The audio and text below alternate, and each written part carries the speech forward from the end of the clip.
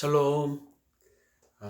오늘 2020년 11월 22일 오늘 주일 저녁을 맞이하면서 주삼교제 우리 다 같이 함께 보시면서 큐티를 나누도록 하겠습니다.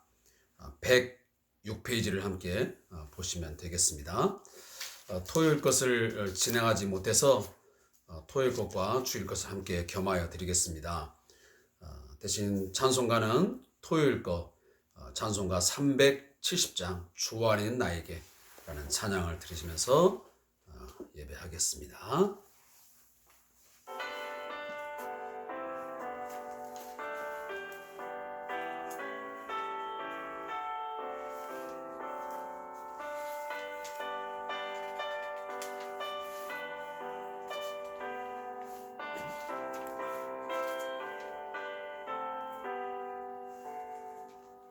주 안에 있는 나에게 난 근심이 있으랴. 십자가 밑에 나가 내 짐을 풀었네. 주님을 찬송하면서 할렐루야 할렐루야. 내 앞길 멀고 험해도 나 주님만 따라가리. 그 두려움이 변하여 내 기도 되었고 전날의 한숨 변하여 내 노래 되었네. 주님을 찬송하면서 할렐루야 할렐루야. 내 앞길 멀고 험해도 나 주님만 따라가리.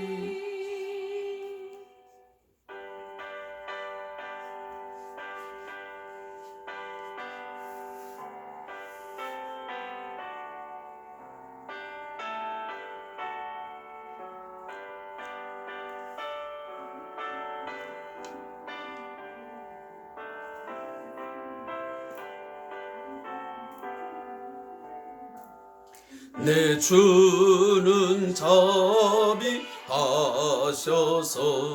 늘 함께 계시고 내 궁핍함을 아시고 늘 채워주시네. 주님을 찬송하면서 할렐루야 할렐루야. 내 앞길 멀고 험해도 나 주님만 따라가리. 내 주와 맺은 언약은 영불변하시니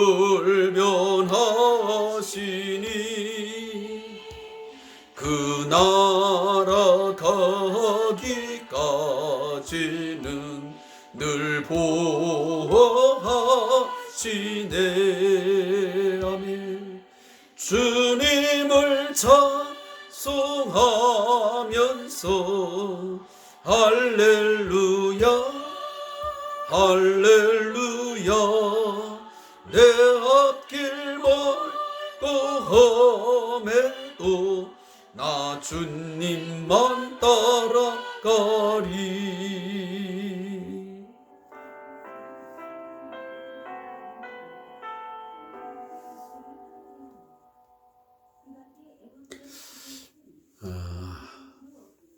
우리 함께 오늘 받을 말씀은 레위기 25장 1절부터 17절까지의 말씀을 함께 받도록 하겠습니다. 레위기 25장 1절부터 17절까지 말씀을 함께 읽겠습니다.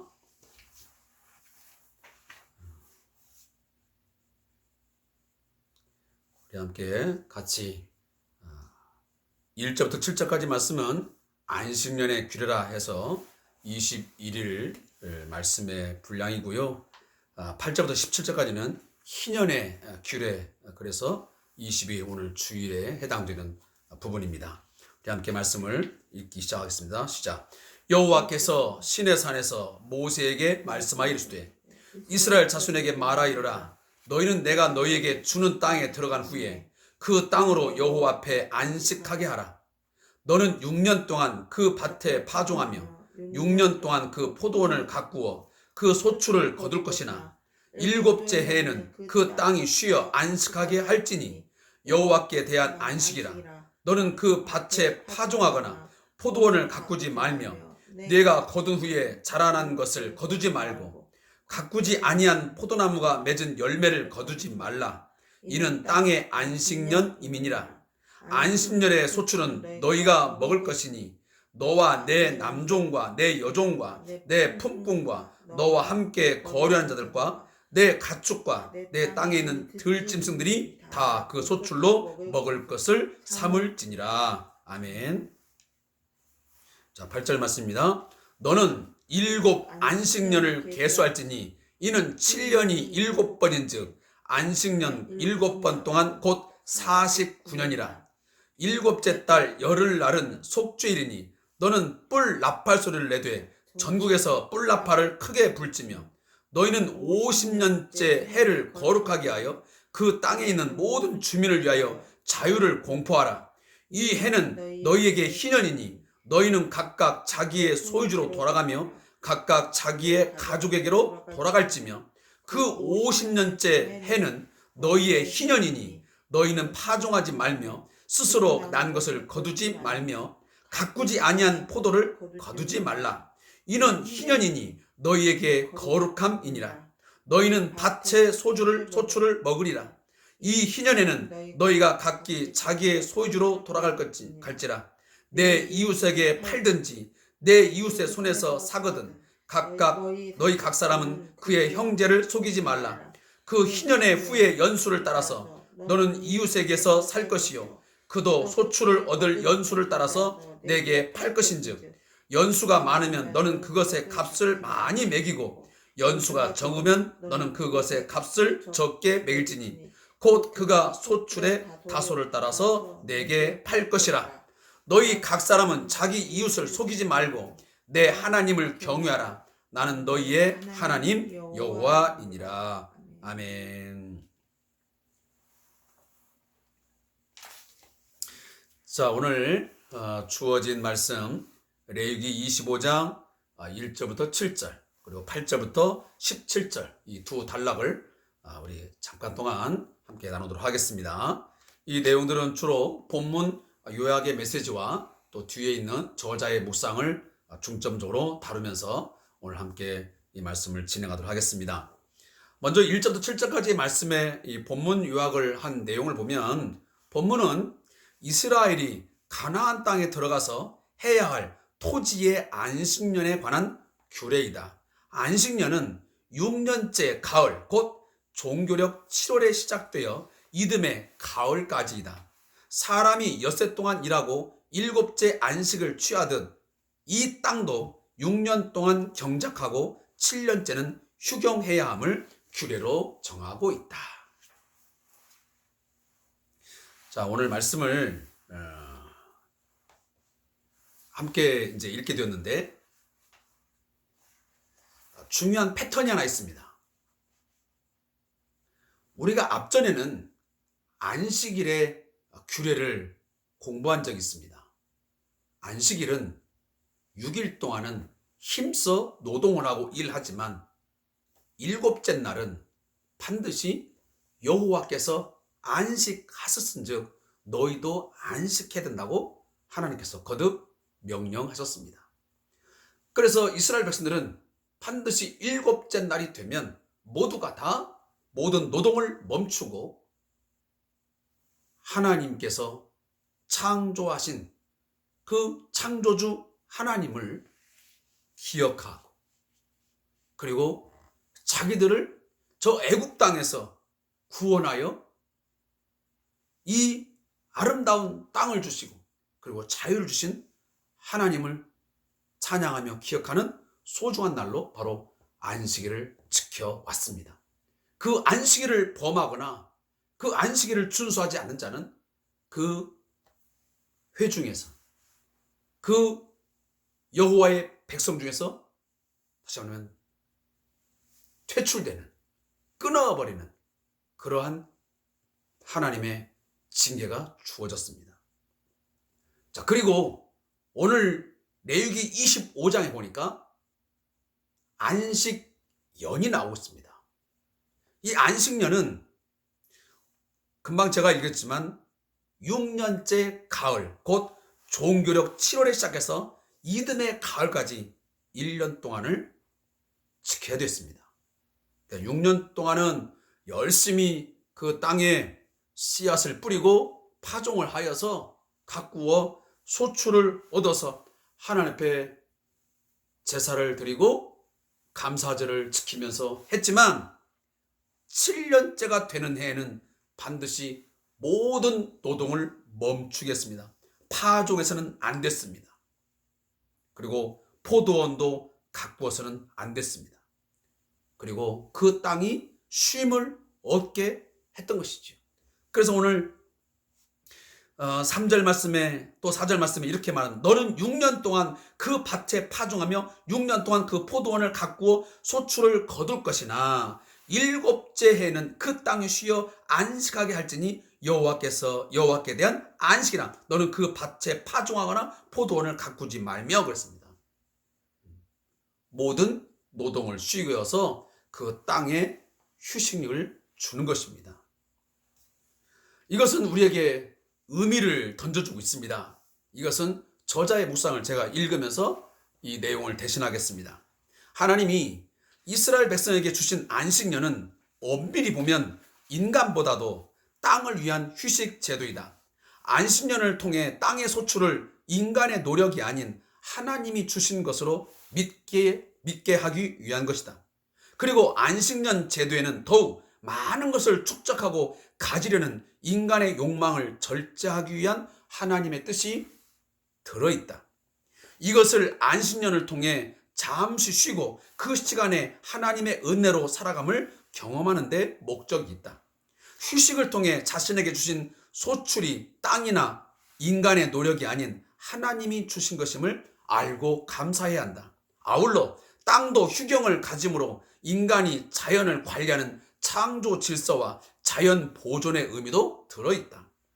땅이 자연적으로 열매를 맺는 것 같지만 궁극적으로는 그것이 하나님이 주시는 은혜임을 아는 것이 중요하다.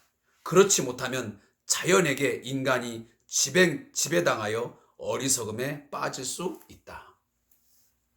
안식년을 주신 의미를 두 가지로 오늘 축약을 하고 있는 것입니다. 그 첫째는 이 안식년을 지킴을 통해서 1년여 동안 우리들이 먹고 마시고 이 모든 경제적인 부분, 우리 일상적인 모든 부분들이 인간의 노력이 아닌, 땅이 저절로 우리에게 주는 것이 아니고 전적으로 하나님의 은혜로 살아가고 있다는 사실을 깨닫게 하는데 그 목적이 첫 번째 있는 것이고, 두 번째는 이 휴경 기간을 가짐으로 땅의 경작을 멈춤을 통해서 이 땅이 다시 한번 회복할 수 있는 그런 시간들을 갖게 하는 거죠. 그래서 어떤 자연을 잘 관리하는 그 창조 질서와 자연의 보존의 의미가 바로 이 안식년 제도에 담겨져 있는 것입니다. 그런 부분에서 오늘날에도 이러한 것들을 지켜나간다면 좀 더 우리의 창조 질서와 자연의 어떤 보존, 그리고 우리들이 이 먹고 마시고 하는 모든 이 자연들이 회복되는 데에 새로운 어떤 그 생산력을 얻게 하는데 많은 도움이 되지 않을까 하는 생각을 갖기도 합니다. 자, 다음은 희년의 규례를 함께 보겠습니다. 25장 8절부터 17절의 말씀입니다. 자, 이 본문의 메시지의 본문 요약은 이렇습니다. 레위기 25장 8절부터 55절은 희년, 바로 자유의 해에 대한 규례입니다. 본문 8절부터 17절은 희년의 기본 규례에 대해서 언급하고 있다. 희년은 땅이 원래 주인에게 돌아가는 해를 말한다. 이것은 땅이란 인간의 것이 아닌 하나님의 것임을 보여준다. 안식년이 가난한 자의 곤핍한 상태를 돌보아 주었다면 희년은 가난한 자들에게 새로운 시작을 할 수 있는 기회를 준다. 자, 이 말씀을 오늘 함께 읽으면서 오늘 10절 말씀을 좀 잠시 우리 10절, 11절 이 말씀을 함께 다시 한번 읽겠습니다. 너희는 50년째 해를 거룩하게 하여 그 땅에 있는 모든 주민을 위하여 자유를 공포하라. 이 해는 너희에게 희년이니 너희는 각각 자기의 소유지로 돌아가며 각각 자기의 가족에게로 돌아갈지며 그랬습니다. 자, 희년. 아까 안식일. 이것은 6일을 일하고 7일째를 쉬는 것을 우리가 안식일이라고요. 그리고 6년 동안은 파종하고 포도원을 가꾸고 하는 일을 한 후에 마지막 7년째가 될 때에 쉬는 것을 안식년이라 그랬습니다. 자, 그런데 오늘 본문에는 희년이 나오고 있습니다. 이 희년은 뭐냐 하면 8절에 있는 것처럼 너는 7 안식년을, 다시 말하면 안식년 7번을 하고 나면 7, 7에 49가 되겠죠. 그래서 7번 동안 곧 49년이라. 자, 49년이 지고 나면 그 다음 7째 달 열흘날은 속죄니 너는 그 뿔나팔 소리를 내며 정글에서 뿔나팔을 크게 불. 찾으면 7월이 되면 그 49년째 7월이 되면 큰 나팔을 불어가지고 속죄일을 지키는데 이제 그때부터 50년째 해가 된 것입니다. 우리의 개념하고 다른 것입니다. 우리는 1월이 한 해의 시작이지만 이 유대력은 7월이 그 해의 한 해의 시작을 의미하기 때문에 이 본문은 그렇게 우리들이 이해를 하셔야 됩니다. 그래서 7월이 되면 그것이 바로 50년째의 새로운 해가 시작된 거죠. 그래서 그때부터는 오늘 본문에 보니까 모든 이제 저당을 잡혔던 땅이랄지 아니면 빚을 갚지 못해서 그 땅 주인에게 아니면 그 소유권을 갖고 있는 주인에게 노예 생활했던 사람들도 다 자기의 가족에게로 돌려보내지는 그런 아주 큰 여호와 앞에서의 희년, 아주 중요한 큰 성회로 그들이 지켰던 것입니다. 그래서 우리 주상교재에 나오는 107페이지 보면 이렇게 주석을 하고 있습니다. 제가 이 부분을 잠깐 좀 읽어드리겠습니다. 땅의 가격은 희년 전까지 남은 횟수에 의해 결정된다. 희년을 중심으로 땅의 적정 가격을 정하여 가난한 사람을 착취하지 않도록 한다. 땅을 파는 사람은 앞으로 추수할 수 있는 해가 몇 년인가를 생각해서 땅값을 정해야 한다. 땅을 사고 팔 때 이런 규례를 정하는 것은 땅을 매매할 때 일방적으로 유리한 조건으로 부정한 거래가 이루어지지 않게 하기 위함이다. 자, 이 말씀은 왜 지금 주어지냐면 이 15절과 16절을 보면 지금 희년이 지나고 난 후에 다시 말하면 50년째가 되는 그 해를 지나고 나면 서로 이제 다시 땅을 사고 팔고 해야 되는데 그때에 그 땅에 대한 적정 가격을 어떻게 정할 것이냐, 바로 그 기준을 주고 있는 것입니다. 그래서 땅을 파는 사람은 앞으로 추수해야 할 해가 몇 년인가를 생각해서 땅값을 정한다고 오늘 본문에서 이제 말씀을 하고 있는 것이지요. 자, 여기의 부분도 저자의 묵상을 제가 읽으면서 말씀을 좀 결론을 짓겠습니다. 저자의 묵상입니다. 희년의 법은 빚진 자가 전적으로 파산하는 것을 방지하기 위한 것이다. 빚을 지고 갚을 능력이 없는 사람은 그 빚을 갚기 위해 자신의 땅을 팔거나 혹은 자신을 팔아 남의 종이 되어야 한다. 이런 경우에 희년법과 같은 것으로 규제를 하지 않으면 부자들이 땅을 잃은 농노들을 착취하게 되는 크나큰 사회 문제를 야기할 수 있다. 희년은 이스라엘이 채무와 노예 상태에서 해방되는 은혜의 해이다. 그리스도인은 자신의 힘으로는 갚을 수 없는 죄를 주님의 은혜로 구속받아 해방되었다. 그 구원의 은혜를 생각하면 얼마나 감사한 일인지 모른다. 오늘날에도 희년법은 유효하다. 이것은 여러 상황에서 적용될 수 있다. 도저히 인간의 힘으로 갚을 수 없는 오랜 시간 누적된 채무를 탕감해 주는 것은 그 사람을 새롭게 살도록 은혜의 길을 열어준다는 점에서 의미 있는 일이다. 이런 혜택을 받는 사람들은 대부분 사회적 약자로 대대로 가난을 물려받는 경우이다.